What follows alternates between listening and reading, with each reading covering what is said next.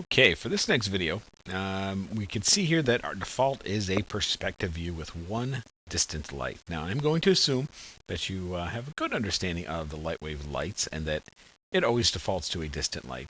We're going to change all that, so I'm not going to explain too much, but I am going to jump back to Modeler. I'm going to go Shift-N for new and zoom out a good bit. Go to Create, and we're going to create just a big flat box. And I'm going to put a few segments in here, not because I need them, just so that you can actually see this when we get to layout. And I'll press Q, and we'll call this Cologne Floor. Sand Floor. And we'll turn off Make Default. And make it just a gray color. And Shift S to save. We'll call this Cologne Floor. Okay. Send object to layout. Okay, good. Now, one thing you notice is that my scene suddenly changed, and I've had emails for years about this. I've been using Lightwave since 1990, and this has always been the same, and everybody always emails me, and why is my scene and my lights are so big? And okay, that has to do with your grid square. And you can see that if you open your preferences, press the D key, your grid square size is set to 20 meters. It wasn't. It was originally set to about 5 meters. It went to 20 because I loaded a very large object, and Lightwave adjusted accordingly. So if I change my grid square, you can see that now my light starts to shrink, and my bottle and ratio seem to be a little bit better. My lights didn't really shrink, and you actually see that the camera also looks pretty good too, wherever it is. Just the relationship of everything changed. Okay, so it's kind of important to understand that. And if you ever try and move something and it just can't get it quite right, that's where that grid square comes in. Just decrease it, and things can move a lot more precisely, like that. Okay, so we'll zoom out, and I'm going to take my grid, and just on the z-axis, by grabbing the blue handle, I'm going to pull it out this way. Okay, and then we're going to get to the camera view. Okay, and my camera is way out here, which is fine. I'm going to select the camera down here at the bottom. That's what I want to work with. Open the properties for it. First thing I'm going to do before I forget is turn on Use Globals, which allows the render globals to control our resolution and our size and everything else. So we're going to keep everything consolidated, but you got to make sure you turn these on first. Okay, and then I'm going to take the focal length and I'm going to zoom in about like that. Okay, all right. And the reason I'm doing that is because I want to create more of a tabletop look. And let me go back here to our perspective view. If you take a look, our camera's way back there. Okay, and by using this, what I'm doing is actually zooming the camera. So if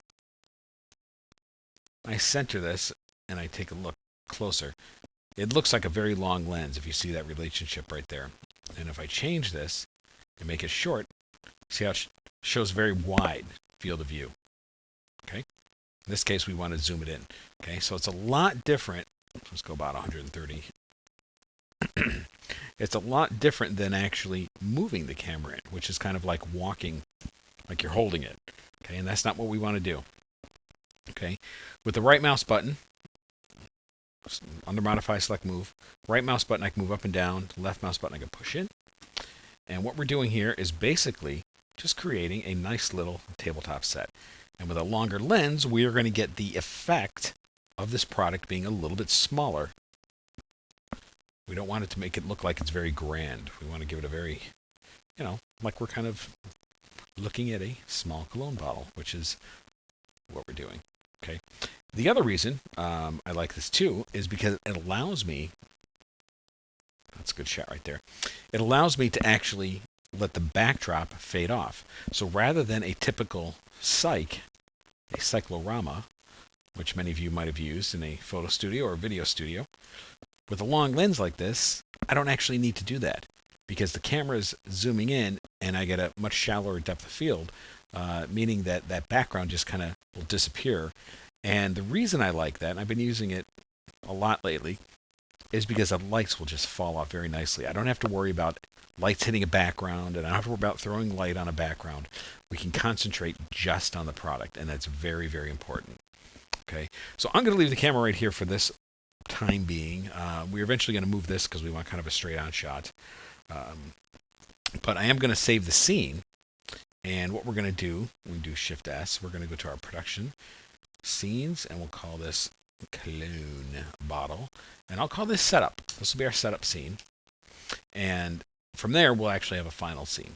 All right, now if you press F9 to get render one frame, nothing's really going to happen. It looks pretty much the same. Okay, now I typically jump around when I do this kind of stuff because I like to see what's happening, then make some changes, see a little bit more, and it kind of just gets me in the mood.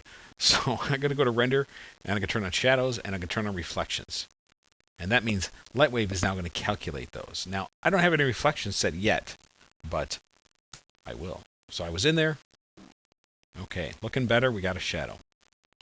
Okay, and you can see the cap here. See, because it's a little bit larger and it's just kind of hanging. Got a nice little shadow under there. Okay, just that little bit of added depth.